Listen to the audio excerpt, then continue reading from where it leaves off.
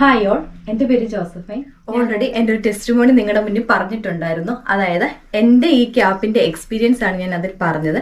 പക്ഷേ നമ്മളൊരു processing start ചെയ്യുമ്പോഴത്തേക്ക് നമുക്ക് ഒരുപാട് ഡൗട്ട്സ്, കൺസേൺസ് ഒക്കെ ഉണ്ടാവും. എങ്ങനെയാണ് നമ്മുടെ ഈ ഒരു ത്രൂ ഔട്ട് ഈ പ്രോസസ്സിംഗ് എന്ന്.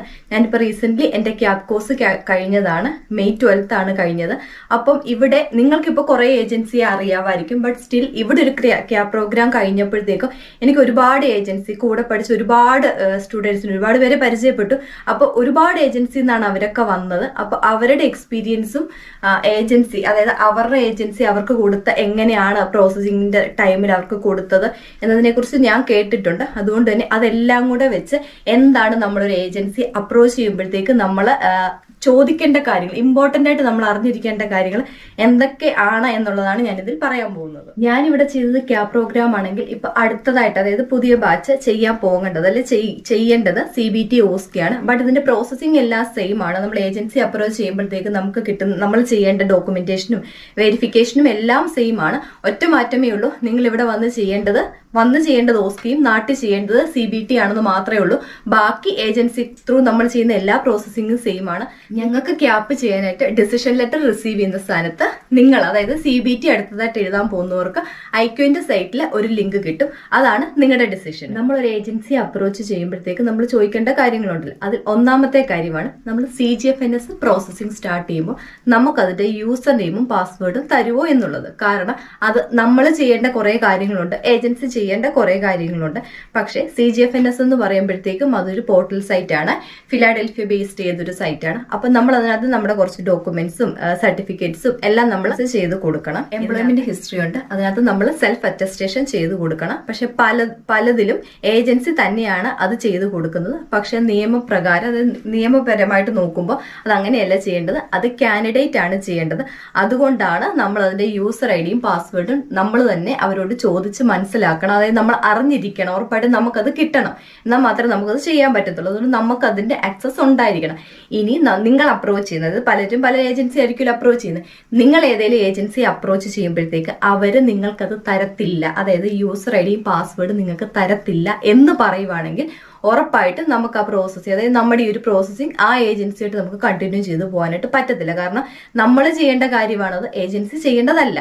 അതുകൊണ്ട് തന്നെ അവരത് നിങ്ങൾക്ക് തരത്തില്ല എന്ന് പറയുവാണെങ്കിൽ നിങ്ങൾ ആ ഏജൻസിയെ വിട്ടിട്ട് വേറൊരു ഏജൻസി അപ്രോച്ച് ചെയ്യുക. രണ്ടാമതായിട്ട് നമ്മളൊരു ഏജൻസി അപ്രോച്ച് ചെയ്യുമ്പോൾ ചോദിക്കേണ്ട ഒരു കാര്യമാണ് ഡയറക്റ്റ് പേയ്മെന്റ് ചെയ്യാൻ നമുക്ക് പറ്റുമെന്ന്.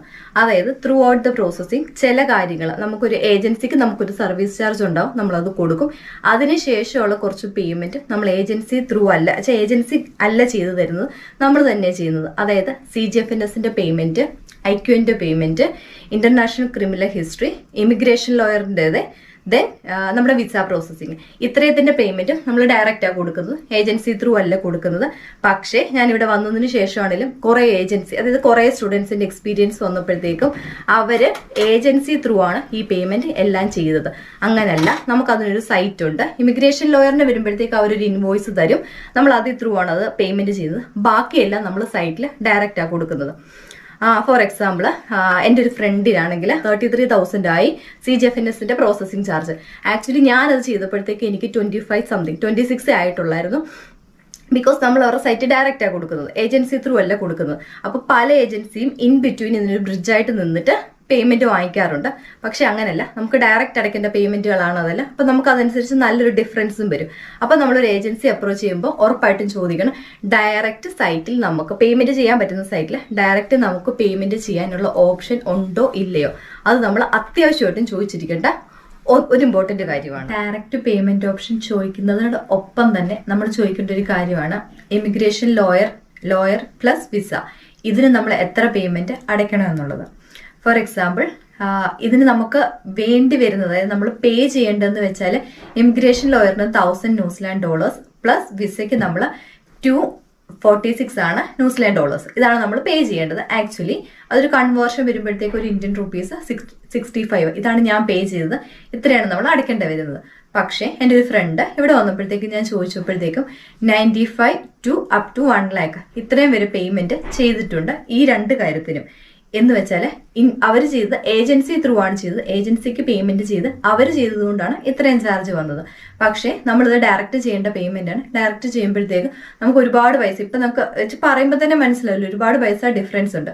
സോ നമ്മളൊരു ഏജൻസി അപ്രോച്ച് ചെയ്യുമ്പോൾ നമ്മൾ ചോദിക്കണം ഡയറക്റ്റ് പേയ്മെന്റ് ഓപ്ഷൻ ചെയ്യുന്നതിനൊപ്പം തന്നെ ഇതിന് എത്ര എമൗണ്ട് ആവുമെന്ന്. കാരണം അത് വളരെ ഇമ്പോർട്ടന്റ് ആണ്. നമുക്ക് ഒരുപാട് പൈസ സേവ് ചെയ്യാൻ പറ്റും. കാരണം നമ്മൾ തന്നെയാണ് ആ പേയ്മെന്റ് അടയ്ക്കേണ്ടത്, ഏജൻസി അല്ല. മൂന്നാമതായിട്ട് നമ്മൾ വളരെ ഇമ്പോർട്ടന്റ് ആയിട്ട് ചോദിക്കേണ്ട വേറൊരു കാര്യമാണ് ഫുൾ അസിസ്റ്റൻസ്. അതായത് ന്യൂസിലാൻഡിൽ വന്നതിന് ശേഷം ഒരു ഏജൻസി നമുക്ക് തരുന്ന പാക്കേജുകൾ എന്തൊക്കെയാണ്. ഇപ്പം യൂഷ്വലി എല്ലാ ഏജൻസിയും എനിക്കും കിട്ടിയിട്ടുണ്ട്. എയർപോർട്ട് പിക്കപ്പ്, അക്കോമഡേഷൻ അറേഞ്ച്മെന്റ്സ് എല്ലാ ഏജൻസിയും കൊടുക്കുന്നതാണ് ഞാൻ പറഞ്ഞത്, എനിക്കും കിട്ടിയിട്ടുണ്ട്. ബിയോണ്ട് ദാറ്റ് ഇത് രണ്ടും അല്ലാതെ നമുക്ക് ഈ ഒരു കോഴ്സ് ചെയ്യുമ്പോഴത്തേക്ക് അവർ കൊടുക്കുന്ന അസിസ്റ്റൻസ് എന്തൊക്കെ ഹെൽപ്പ് ചെയ്തു തരുമെന്ന്. അതായത് നമ്മൾ ഫസ്റ്റ് ഒരു ഏജൻസി അപ്രോച്ച് ചെയ്യുമ്പോൾ നമ്മൾ ചോദിക്കണം ഇതിലുള്ളത് RNs ആണോ എന്ന്. കാരണം RNs ആണോ എന്നല്ല, RNs ആണെങ്കിൽ അവർക്ക് കുറച്ചുകൂടെ നമുക്ക് ഡീറ്റെയിൽഡ് ആയിട്ട് ഈ കോഴ്സിന്റെ കാര്യങ്ങൾ, അതായത് നമ്മൾ എന്തൊക്കെ ചെയ്യണം എന്ന് പറഞ്ഞു തരാൻ പറ്റും. കാരണം നമ്മുടെ അവിടുത്തെ ഒരു സിസ്റ്റമേ അല്ല ഇവിടെ വരുമ്പോഴത്തേക്ക്. നമുക്ക് ഡീപ്പായിട്ടൊരു നോളജ് ഉണ്ടെങ്കിൽ മാത്രമേ നമുക്കിത് ഫിനിഷ് ചെയ്യാൻ പറ്റത്തുള്ളൂ. അതായത് ഇപ്പോൾ ഇവിടെ വരുമ്പോൾ എയർപോർട്ട് പിക്കപ്പും അക്കോമഡേഷനും അല്ലാതെ തന്നെ ഒരു സിം എടുത്തു തരണം, ഒരു internet packing plus bank account, അതൊക്കെ ചെറിയ ചെറിയ കാര്യങ്ങളാണെങ്കിൽ പോലും നമ്മൾ നമ്മുടെ നാട്ടിൽ നിന്ന് മാറി അതായത് ന്യൂസിലാൻഡ് വരുമ്പോഴത്തേക്കും നമുക്ക് വീട്ടുകാരോട് കമ്മ്യൂണിക്കേറ്റ് ചെയ്യണം, നമ്മൾ വന്നെന്ന് പറയണം. അങ്ങനെ എല്ലാ കാര്യങ്ങളും ചെയ്തു തരുന്ന ഒരു ഏജൻസി ആണോ നമ്മൾ അപ്രോച്ച് ചെയ്യുന്നതെന്ന് ഒന്നത്തെ കാര്യം നമ്മൾ ചോദിക്കണം. പിന്നെ അടുത്തതെന്ന് വരുന്നത് കോഴ്സിലുള്ളത്. നമുക്ക് ഒരുപാട് ഡൗട്ട്സ് ഉണ്ട്, എങ്ങനെയാ ചെയ്യേണ്ടതെന്ന് അറിയത്തില്ല. അപ്പൊ നമുക്ക് ഇതെല്ലാം കോളേജിൽ നമുക്ക് വളരെ ക്ലിയർ ആയിട്ട് പറഞ്ഞു തരും. പക്ഷേ നമുക്ക് ആ ഒരു കമ്മ്യൂണിക്കേഷന്റെ ഇതിലും എന്താണ് ചെയ്യേണ്ടതെന്ന് വളരെ വ്യക്തമായിട്ടൊരു മലയാളത്തിൽ നമുക്ക് കമ്മ്യൂണിക്കേറ്റ് ചെയ്ത് തന്ന് പറഞ്ഞു തന്നാൽ നമുക്ക് വളരെ ക്ലിയർ ആയിട്ട് ചെയ്യാൻ പറ്റിയ കോഴ്സ് വളരെ സക്സസ്ഫുൾ ആയിട്ട്. അപ്പൊ അതൊക്കെ ഇത് എന്റെ ഏജൻസി എന്ന് പറഞ്ഞപ്പോഴത്തേക്കും സ്പ്ലെൻഡോർ വന്നപ്പോഴത്തേക്കും എല്ലാ RNs ആയിരുന്നു. അതുകൊണ്ട് എനിക്ക് യാതൊരു കൺഫ്യൂഷനും, എനിക്ക് ക്ലിയർ ആയിട്ടൊരു ഐഡിയ കിട്ടി എന്താ ചെയ്യേണ്ടത്. അതുകൊണ്ട് തന്നെ കോഴ്സിന്റെ കാര്യത്തിൽ വന്നപ്പോഴത്തേക്കും നമുക്ക് കറക്റ്റ് ആയിട്ട് ചെയ്ത് തീർക്കാൻ പറ്റി. നമുക്ക് അത്രയും ടെൻഷൻ ഇല്ല. അപ്പൊ നമുക്കത് കോളേജിൽ നിന്ന് അതിനൊരു ഇംഗ്ലീഷ് വേർഷൻ നമുക്കൊരു ഇത് ക്ലിയറൻസ് കിട്ടുമ്പോഴത്തേക്ക് നമുക്ക് വളരെ വ്യക്തമായിട്ട് നമുക്ക് ക്ലിയർ ആവാൻ പറ്റും. അതുകൊണ്ട് തന്നെ നമ്മൾ ചോദിക്കണം അസിസ്റ്റൻസ്. ന്യൂസിലാൻഡിൽ വന്നതിന് ശേഷം അവർ എന്തൊക്കെ അസിസ്റ്റൻസ് എക്സ്ട്രാ ആയിട്ട് നമുക്ക് ചെയ്തു തരുമെന്ന്. അക്കോമഡേഷനും പിക്കപ്പും മാത്രമല്ല, അതിൽ ബിയോണ്ട് ആയിട്ട് അവർ എന്തൊക്കെ ചെയ്തു തരുമെന്ന് നമ്മൾ വളരെ ക്ലിയർ ആയിട്ട് ചോദിക്കണം. കാരണം പലർക്കും എന്റെ ഫ്രണ്ട്സിനാണെങ്കിലും പലർക്കും ഇവിടെ വന്നതിന് ശേഷം അവർ വിളിക്കുമ്പോഴത്തേക്കും പിന്നെ പറയാം, അല്ലെ ചോദിച്ചിട്ട് പറയാം എന്നൊക്കെ പറഞ്ഞു കൊടുക്കാറുണ്ട്. പിന്നെ ചിലപ്പോൾ പറയത്തില്ലായിരിക്കും. അപ്പൊ അതിന് നമ്മൾ അത്രയും ടെൻസ്ഡ് ആവും, നമുക്ക് കോഴ്സ് വളരെ കറക്റ്റ് ആയിട്ട് ചെയ്ത് തീർക്കാൻ പറ്റത്തില്ല. അതുകൊണ്ട് തന്നെ ഇവിടെ വന്നിട്ട് എന്തൊക്കെ അസിസ്റ്റൻസ് ഒരു ഏജൻസി ചെയ്ത് തരും എന്നുള്ളത് നിങ്ങൾ വളരെ ക്ലിയർ ആയിട്ട് ചോദിച്ചു മനസ്സിലാക്കും. അതുപോലെ തന്നെ ക്യാബ് പ്രോഗ്രാം ചെയ്തപ്പോഴത്തേക്കും എനിക്ക് സ്പ്ലെൻഡോറിൽ നിന്ന് നല്ലൊരു അസിസ്റ്റൻസ് കിട്ടിയിട്ടുണ്ട്. അതുകൊണ്ട് തന്നെ വളരെ സക്സസ്ഫുൾ ആയിട്ട് ഞാനത് കംപ്ലീറ്റ് ചെയ്തു. ഇപ്പൊ നിങ്ങൾ ചെയ്യാൻ പോകുന്നത് CBT ആണ്. CBT ഇവിടെ വരുമ്പോഴത്തേക്കും നിങ്ങൾക്ക് സ്പ്ലെൻഡോർ അക്കാഡമിയിലെ RNs ആണ് ക്ലാസ്സസ് ഓൺലൈനായിട്ട് എടുത്തു തരുന്നത്. കാരണം അവരെ ഓൾറെഡി വർക്കിംഗ് ആണ് RNs ആയിട്ട്. അപ്പൊ അവർക്ക് നഴ്സിംഗ് ഫീൽഡിൽ തന്നെ അത്രയും ഇൻ ഡെപ്ത് നോളജ് ഉണ്ട്. സോ അവർക്ക് കറക്റ്റ് ആയിട്ട് ഗൈഡ് ചെയ്യാൻ പറ്റും. പിന്നെ OSCE ചെയ്യുമ്പോഴത്തേക്ക് പ്രാക്ടിക്കൽ സെക്ഷൻസ് ആണ്. അപ്പൊ നിങ്ങൾ ഇവിടെ വന്നതിന് ശേഷമാണല്ലോ അത് ചെയ്യേണ്ടത്. ആ ഒരു ടൈമിൽ നിങ്ങൾ അപ്രോച്ച് ചെയ്ത് നിങ്ങൾ ഏത് ഏജൻസിയിലാണ് പ്രോസസ്സിംഗ് സ്റ്റാർട്ട് ചെയ്തത് ആ ഏജൻസി കറക്റ്റ് ആയിട്ട് എന്തെങ്കിലും ഇൻ ബിറ്റ്വീൻ പ്രാക്ടിക്കൽ സെക്ഷനിൽ നിങ്ങൾക്ക് എന്തെങ്കിലും ഡൗട്ട്സ് കൺസേൺസ് ഉണ്ടെങ്കിൽ അവരതിന് ആൻസറബിൾ ആണോ എന്ന് നിങ്ങൾ കൺഫേം ചെയ്യണം. എങ്കിൽ മാത്രമേ നമുക്ക് ആ ഏജൻസിയുടെ പ്രോസസ്സിംഗ് മുന്നോട്ട് കൊണ്ടുപോകാൻ പറ്റത്തുള്ളൂ. നിങ്ങൾ ന്യൂസിലാൻഡിൽ വന്നതിന് ശേഷം നിങ്ങൾ OSCE ചെയ്യുമ്പോഴത്തേക്കും അതിന്റെ പ്രാക്ടിക്കൽ സെക്ഷനിൽ നിങ്ങൾക്ക് അവർ കറക്റ്റ് ആയിട്ട് ഗൈഡൻസ് തരുമോ, അതായത് അവർ നിങ്ങളുടെ ഡൗട്ട്സ് ക്ലിയർ ചെയ്യുമോ എന്ന് നമ്മൾ കൺഫേം ചെയ്യണം. പല ഏജൻസിയിലും നിങ്ങൾ ഒരു ഏജൻസി അപ്രോച്ച് ചെയ്യുമ്പോൾ നിങ്ങൾ മേക്ക് ഷുവർ ചെയ്യണം അവർക്ക് അതിനുള്ള RNs ഉണ്ടോന്ന്. ഉണ്ടെങ്കിൽ മാത്രമേ പ്രാക്ടിക്കൽ ചെയ്യുന്ന ടൈമിൽ അവർക്ക് അതിനുള്ള ക്ലാരിഫിക്കേഷനും ഡൗട്ട്സും ക്ലിയർ ചെയ്യാൻ പറ്റത്തുള്ളൂ. ഇപ്പം ഇവിടെയാണെങ്കിൽ സ്പ്ലെൻഡോറിന്റെ കാര്യത്തിൽ പറയുകയാണെങ്കിൽ സ്പ്ലെൻഡോർ അക്കാഡമിക്ക് അവർക്ക് എക്സ്പീരിയൻസ്ഡ് ആയിട്ടുള്ള RNs ഉണ്ട്. സോ ഇപ്പൊ നിങ്ങൾ ഇവിടെ വന്നതിന് ശേഷം OSCE ചെയ്യുമ്പോഴത്തേക്കും പ്രാക്ടിക്കൽ സെക്ഷൻസിൽ നിങ്ങൾക്ക് എന്തെങ്കിലും ഡൗട്ട് ഉണ്ടെങ്കിൽ നിങ്ങൾക്ക് അവരെ ഡയറക്റ്റ് അപ്രോച്ച് ചെയ്യാം, മീൻസ് കോൾ ചെയ്യാം.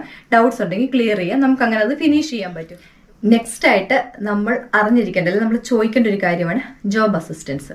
അതായത് നമ്മുടെ ഈ കോഴ്സ് കഴിഞ്ഞു, OSCE ആണെങ്കിൽ അത് കഴിഞ്ഞു, അതിനുശേഷം ജോബ് അസിസ്റ്റൻസിന് വേണ്ടി നിങ്ങൾ അപ്രോച്ച് ചെയ്യുന്ന ഏജൻസി നിങ്ങൾക്ക് എന്ത് ചെയ്ത് തരും എന്നുള്ളത് നിങ്ങൾ കൺഫേം ചെയ്യണം. അതായത് നമുക്ക് ജോലി വേണമല്ലോ, അതിനാണല്ലോ നമ്മളിത് ചെയ്തത്. അപ്പോൾ നമുക്ക് ജോലിക്ക് മുന്നേ, അതായത് ജോബ് കിട്ടുന്നതിന് മുന്നേ എൻ്റെ ഏജൻസി സ്പ്ലെൻഡോർ ആണെങ്കിൽ ഇവർ കറക്റ്റായിട്ട് നമുക്കൊരു പ്രീ ഇന്റർവ്യൂ സെക്ഷൻ, CV കുറച്ചുകൂടെ ഒക്കെ ആഡ് ചെയ്തിട്ട് വേണം നമ്മൾ പിന്നെ CV പ്രിപ്പയർ ചെയ്യാൻ വേണ്ടി. അപ്പോൾ CVക്കകത്ത് എന്തൊക്കെ ചെയ്യണം, ഒരു ഇന്റർവ്യൂവിന് എന്തൊക്കെ ക്വസ്റ്റ്യൻസ് അവർ ചോദിക്കും, നമ്മൾ എങ്ങനെ പ്രിപ്പയർ ചെയ്യണം, അതൊക്കെ നമുക്ക് കറക്റ്റായിട്ട് പറഞ്ഞു തരും. എന്നാൽ മാത്രം നമുക്ക് ഇന്റർവ്യൂ പാസ്സായെങ്കിൽ മാത്രമേ നമുക്ക് ഹോസ്പിറ്റലിലാണെങ്കിലും വേറെ എവിടെ നമുക്ക് ജോലി ചെയ്യാൻ പറ്റത്തുള്ളൂ. അപ്പൊ എന്റെ ഏജൻസി ആണെങ്കിൽ കറക്റ്റായിട്ട് ഞങ്ങൾക്ക് പറഞ്ഞു തരുന്നുണ്ട് എന്തൊക്കെ കാര്യങ്ങൾ നിങ്ങൾ ശ്രദ്ധിക്കുക, ഞങ്ങൾ എന്തൊക്കെ കാര്യങ്ങൾ ശ്രദ്ധിച്ചാൽ നമുക്കൊരു കറക്റ്റായിട്ട് ജോലി കിട്ടും എന്നുള്ളത്. അപ്പൊ നിങ്ങൾ ഏത് ഏജൻസി അപ്രോച്ച് ചെയ്യുന്നു അവരോട് നിങ്ങൾ കറക്റ്റായിട്ട് ചോദിക്കണം ജോബ് അസിസ്റ്റൻസിന് വേണ്ടി അവരെന്തൊക്കെ ചെയ്തു തരുമെന്ന്. അത് ചെയ്തു തരണമെങ്കിൽ അവർക്ക് കറക്റ്റായിട്ട് അതിനുള്ള ആളുണ്ടായിരിക്കണം, പറഞ്ഞു തരാനും അറിയണം. അപ്പൊ എന്തേലും നിങ്ങൾക്കിപ്പോൾ അവർ പറഞ്ഞു തരുന്നില്ല എന്തൊക്കെ ചെയ്യണം, അതായത് എന്തൊക്കെ ജോബ് അസിസ്റ്റൻസ് അവർ തരും എന്ന് പറഞ്ഞു തരുന്നില്ലെങ്കിൽ നിങ്ങൾ അങ്ങോട്ട് ചോദിക്കണം എന്തൊക്കെ അവർ ചെയ്തു തരുമെന്ന്. അത് നിങ്ങൾ കൺഫേം ചെയ്തിട്ട് വേണം നിങ്ങൾ ഒരു ഏജൻസിയെ സെലക്ട് ചെയ്യാൻ വേണ്ടി. ജോബ് കിട്ടിയതിന് ശേഷം നമ്മുടെ പ്രധാന അടുത്തൊരു എയിം എന്ന് വെച്ചാൽ ഫാമിലിയെ കൊണ്ടുവരിക. ഡെഫിനറ്റ്ലി നമ്മുടെ സ്പൗസ് കല്യാണം കഴിഞ്ഞിട്ടുള്ള മാരേജ് കഴിഞ്ഞിട്ടുള്ളവരാണെങ്കിൽ സ്പൗസിനെ കൊണ്ടുവരിക.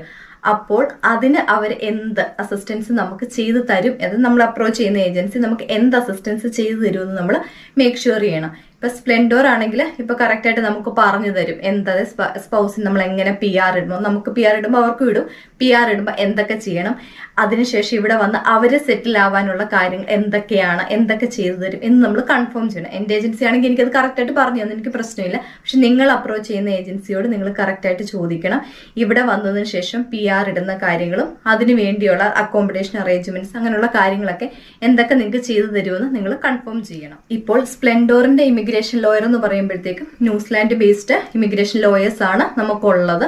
അപ്പോൾ അവർ അത്രയും അപ് ടു ഡേറ്റ് ആയിരിക്കും. അപ്പോൾ നമുക്ക് കറക്റ്റ് ആയിട്ടുള്ള അസിസ്റ്റൻസ് കിട്ടും, എന്തൊക്കെ ചെയ്താൽ നമുക്ക് കറക്റ്റായിട്ട് PR ഇട്ട് കൊണ്ടുവരാൻ പറ്റും എന്നുള്ളത്. അപ്പൊ നിങ്ങൾ അപ്രോച്ച് ചെയ്യുന്ന ഏജൻസിയോട് നിങ്ങൾ കറക്റ്റായിട്ട് ചോദിച്ചു മനസ്സിലാക്കണം ജോലി കിട്ടിയതിന് ശേഷം PR ഇട്ട് നമ്മുടെ ഫാമിലിയെ കൊണ്ടുവരാൻ പറ്റുന്നതിൽ അവർ എന്തൊക്കെ ചെയ്തു തരുമെന്ന് നിങ്ങൾ കൺഫേം ചെയ്യണം. ഇപ്പോൾ എൻ്റെ ഫ്രണ്ട്സ് 1-2 ഫ്രണ്ട്സ് ഓൾറെഡി ന്യൂസിലാൻഡിൽ വർക്ക് ചെയ്യുന്നുണ്ട്. അപ്പൊ അവർക്ക് പറ്റിയ ഒരു പ്രശ്നം എന്താണെന്ന് വെച്ചാൽ സ്പൗസിന് PR ഇട്ടപ്പോഴത്തേക്കും റിജക്ഷൻ വന്നു. അതിന്റെ മെയിൻ കാരണം എന്താണെന്ന് വെച്ചാൽ കറക്റ്റ് ആയിട്ടുള്ള പ്രൂഫ്, അതായത് നമ്മുടെ റിലേഷൻഷിപ്പ് സ്റ്റാറ്റസ്, അതായത് നമ്മൾ ലിവിങ് ടുഗദർ ആണ് എന്ന് നമുക്ക് കാണിക്കാൻ പറ്റാതെ വരുമ്പോഴാണ് നമുക്ക് റിജക്ഷൻ വരുന്നത്. അപ്പൊ റിജക്ഷൻ വരുമ്പോൾ നമ്മൾ അടുത്തതായിട്ട് ചെയ്യുന്നത് ജോബ് വിസ ഇട്ട് നമ്മൾ കൊണ്ടുവരിക എന്നുള്ളതാണ്. നാട്ടിലാവുമ്പോഴത്തേക്ക് നമുക്ക് ആവശ്യത്തിനുള്ള ടൈമുണ്ട്, നമുക്ക് എന്തൊക്കെ പ്രൂഫ് വേണം എന്ന് നമുക്ക് കളക്ട് ചെയ്യാൻ വേണ്ടി. അപ്പോൾ നമ്മൾ അപ്രോച്ച് ചെയ്യുന്ന ഏജൻസി നമുക്കത് പറഞ്ഞു തരണം എന്തൊക്കെ പ്രൂഫ് നമ്മൾ സബ്മിറ്റ് ചെയ്താൽ നമ്മുടെ സ്പൗസിനൂടെ PR ഇട്ട് നമുക്ക് കൊണ്ടുവരാൻ പറ്റുമെന്നുള്ളത്. സ്പ്ലെൻഡോർ ആണെങ്കിൽ കറക്റ്റ് ആയിട്ട് പറഞ്ഞു തന്നു എന്തൊക്കെ പ്രൂഫ് നമ്മൾ കളക്ട് ചെയ്ത് വെക്കണം, എന്തൊക്കെ വെച്ചാൽ നമുക്ക് സ്പൗസിന് PR ഇട്ട് കൊണ്ടുവരാൻ പറ്റുമെന്നുള്ളത്. അപ്പം നിങ്ങൾ അപ്രോച്ച് ചെയ്യുന്ന ഏത് ഏജൻസിയാണോ നിങ്ങൾ മേക്ക് ഷുവർ ചെയ്യണം കറക്റ്റ് ആയിട്ട് അവർ ആ കാര്യങ്ങളോട് നിങ്ങൾക്ക് പറഞ്ഞു തരണമെന്നുള്ളത്. എന്നാൽ മാത്രമേ നമുക്ക് ഫാമിലിയെ കൊണ്ടുവരാനും നമുക്ക് ഇവിടെ സെറ്റിൽ ആവാനും പറ്റത്തുള്ളൂ. സോ അത് കൺഫേം ആയിട്ട് നിങ്ങൾ അറിഞ്ഞിരിക്കണം, അല്ലെങ്കിൽ ചോദിച്ചിരിക്കണം എന്തൊക്കെ കാര്യങ്ങൾ അവർ ചെയ്തു തരുമെന്നുള്ളത്. സോ ഞാൻ ഇത്രയും പറഞ്ഞത് വെച്ച് നിങ്ങൾക്ക് ഓവറോൾ ഒരു ഐഡിയ കിട്ടി എന്ന് ഞാൻ വിശ്വസിക്കുന്നു. അതായത് നിങ്ങൾ ഒരു ഏജൻസി അപ്രോച്ച് ചെയ്യുമ്പോൾ എന്തൊക്കെ കാര്യങ്ങൾ നിങ്ങൾ ചോദിച്ചു മനസ്സിലാക്കണമെന്ന്. പേപ്പർ വർക്ക് എല്ലാ ഏജൻസിക്കും സെയിം ആണ്. നമ്മൾ ഏത് ഏജൻസി അപ്രോച്ച് ചെയ്താലും അതിനകത്ത് സ്പെഷ്യൽ ഒന്നുമില്ല. ബിയോണ്ട് ദാറ്റ് നമുക്ക് പഠനത്തിന് ഇവിടെ ന്യൂസിലാൻഡ് വന്നതിന് ശേഷം അവരെന്ത് അസിസ്റ്റൻസ് തരും, ജോബിന് എന്ത് അസിസ്റ്റൻസ് തരും, ഇമിഗ്രേഷൻ ലോയറിനും വിസയ്ക്കും എത്ര പേയ്മെന്റ് നമ്മൾ കൊടുക്കണം എന്നുള്ള കാര്യമൊക്കെ അവർ അതായത് നമുക്ക് പറഞ്ഞു തരും എന്ന് നിങ്ങൾ കൺഫേം ചെയ്യണം. കാരണം ഞാനാണെങ്കിൽ 65 ആണ് എൻ്റെ ഇമിഗ്രേഷൻ ലോയറിന് ഞാൻ അടച്ച ടോട്ടൽ ഫീസ്. അതിൽ കൂടുതൽ ഏത് ഏജൻസി നിങ്ങൾ അപ്രോച്ച് ചെയ്യുന്ന ഏജൻസി നിങ്ങളോട് പറഞ്ഞിട്ടുണ്ടെങ്കിൽ ഡെഫിനറ്റ് ആയിട്ട് നിങ്ങൾ അവിടെ പ്രോസസ്സിങ് ചെയ്യരുത്. കാരണം നമ്മുടെ ഇരിക്കുന്ന പൈസ നമുക്ക് വെറുതെ കൊടുക്കേണ്ട യാതൊരു ആവശ്യമില്ലല്ലോ. സോ അതിൽ കൂടുതൽ പറയുന്ന ഏതെങ്കിലും ഏജൻസി ഉണ്ടെങ്കിൽ ബെറ്റർ നിങ്ങൾ അവിടെ പ്രോസസ്സിങ് കണ്ടിന്യൂ ചെയ്യാതിരിക്കുക. മുന്നേ തന്നെ ചോദിച്ചു മനസ്സിലാക്കണം. അതുകൊണ്ട് തന്നെ ഞാൻ സജസ്റ്റ് ചെയ്യുവാണ്, എൻ്റെ പേഴ്സണൽ ഒപ്പീനിയൻ, നിങ്ങൾ വേറെ ഏത് ഏജൻസി അപ്രോച്ച് ചെയ്യുന്നതിന് മുന്നേയും ഞാൻ പ്രോസസ്സ് ചെയ്ത സ്പ്ലെൻഡോർ നിങ്ങളൊന്ന് കൺസൾട്ട് ചെയ്യുവാണെങ്കിൽ നിങ്ങൾക്ക് മനസ്സിലാകും എന്തൊക്കെ സർവീസ് എക്സ്ട്രാ കിട്ടും, എന്തൊക്കെ കാര്യത്തിൽ നിങ്ങൾക്ക് ഒരു ക്ലാരിഫിക്കേഷൻ കിട്ടും നിങ്ങൾക്ക് മനസ്സിലാവും. സോ മറ്റ് ഏജൻസിയെ നിങ്ങൾ അപ്രോച്ച് ചെയ്യുന്നതിന്റെ കൂട്ടത്തിൽ സ്പ്ലെൻഡോറും കൂടെ ഒന്ന് കൺസൾട്ട് ചെയ്ത് നിങ്ങളൊന്ന് കമ്പയർ ചെയ്ത് നോക്കുക. അപ്പൊ നിങ്ങൾക്ക് അതിന്റെ ഡിഫറൻസ് മനസ്സിലാവും. എന്നിട്ട് മാത്രമേ നിങ്ങളുടെ പ്രോസസ്സിങ് നിങ്ങൾ സ്റ്റാർട്ട് ചെയ്യാവൂ. കാരണം ഇത് ലൈഫിന്റെ ഏറ്റവും ടേണിംഗ് പോയിന്റ് ആണ്. നമ്മൾ ഇമ്പോർട്ടന്റ് ആണ്. ഒരുപാട് പേയ്മെന്റ് കൊടുക്കുന്നുണ്ട്, എഫേർട്ട് ഇടുന്നുണ്ട്, ടൈമുണ്ട്, ഒരുപാട് കഷ്ടപ്പെട്ടില്ല നമ്മൾ ചെയ്യുന്നത്. സോ ഈ ഒരു ഏജൻസിയും കൂടെ നിങ്ങൾ കൺസൾട്ട് ചെയ്ത് കമ്പയർ ചെയ്തിട്ട് മാത്രം നിങ്ങളുടെ പ്രോസസ്സിങ് മുന്നോട്ട് പോവുക. അതാണ് എനിക്ക് പറയാനുള്ളത്. ഈ വീഡിയോ നിങ്ങൾക്ക് എല്ലാവർക്കും ഹെൽപ്ഫുൾ ആയി എന്ന് തോന്നുവാണെങ്കിൽ, ഞാൻ പറഞ്ഞ ഇൻഫർമേഷൻസ് ഹെൽപ്ഫുൾ ആയി എന്ന് തോന്നുവാണെങ്കിൽ ഉറപ്പായിട്ടും മറ്റുള്ളവർക്കും ഷെയർ ചെയ്ത് കൊടുക്കുക. കാരണം അവരും കൂടുതൽ ഇതിനെക്കുറിച്ച് അറിയട്ടെ, എന്തൊക്കെ ചോദിക്കണമെന്ന് അറിയട്ടെ. സോ ഷെയർ ചെയ്ത് കൊടുക്കുക. പിന്നെ എല്ലാവർക്കും ന്യൂസിലാൻഡിൽ വരാനും ഇവിടെ സെറ്റിൽ ആവാനും പറ്റട്ടെ എന്ന് ഞാൻ ആശംസിക്കുന്നു. Good luck.